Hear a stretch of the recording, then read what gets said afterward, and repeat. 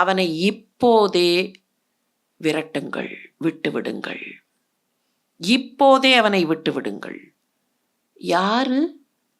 ஒன்றும் தெரியாத மாதிரி திருதராஷ்டிரனுடைய கேள்வி வருது. யாரு?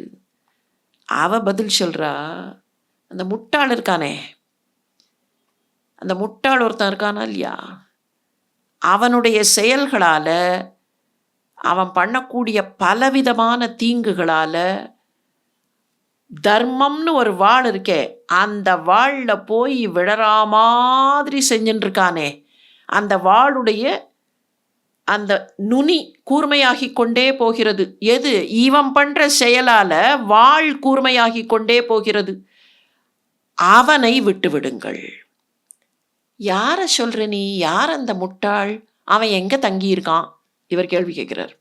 யார் அந்த முட்டாள்? Who is this fool? Where does he stay? Oh queen, name him. அவன் யாருன்னு சொல்லு. அப்பதான் அவன் சொல்றா, துரியோதனன்னு நம்ம பிள்ளை இருக்கானே, அவனைத்தான் சொல்றேன். அவனையா விட சொல்ற? ஆமாம் அரசரே, இதுதான் நான் உங்களிடத்தில் வைக்கக்கூடிய பிரார்த்தனை. தயவு செய்து அவனை விட்டுவிடுங்கள்.